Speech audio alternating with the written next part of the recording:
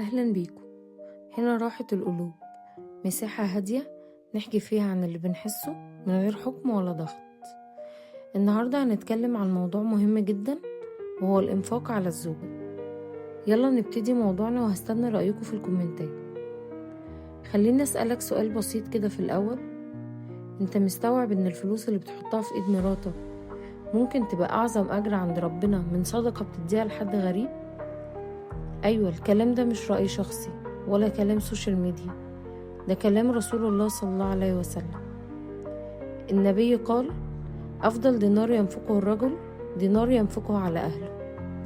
يعني ببساطة كده، أفضل فلوس ممكن تطلعها من جيبك هي الفلوس اللي بتصرفها على بيتك وعلى مراتك وعلى أولادك.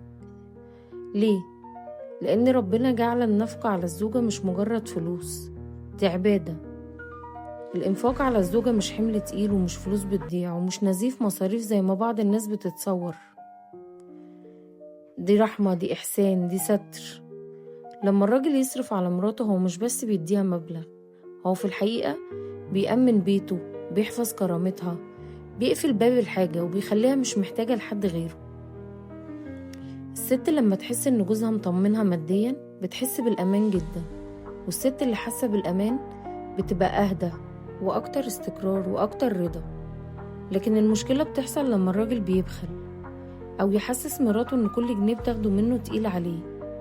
ساعتها يبدأ الأمان ده يتكسر، وبعد شوية الراجل نفسه يستغرب ويقول: مراتي اتغيرت ليه؟ مراتي بقت باردة، مراتي بقت دايما متضايقة.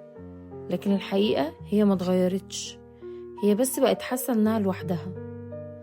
الإنفاق على الزوجة مش بس فلوس، ده رسالة معناها أنا مسؤول عنك، أنا سندك، أنا أمانك. والرسالة دي أهم بكتير من المبلغ نفسه. الراجل اللي يغني مراته مش ضعيف، والراجل اللي يطمنها مش مغلوب، بالعكس، ده راجل فاهم ازاي يحافظ على بيته وعلى حياته.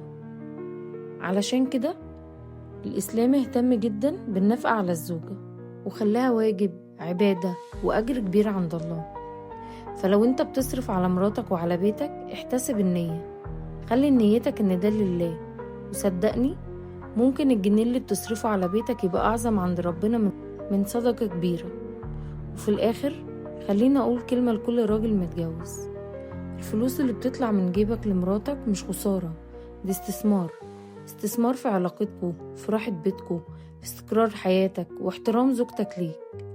فالراجل اللي شايف النفقة على مراته عبء محتاج يراجع نفسه، لأن النفقة على الزوجة مش مجاملة، دي واجب ورجولة وعبادة عظيمة عند الله.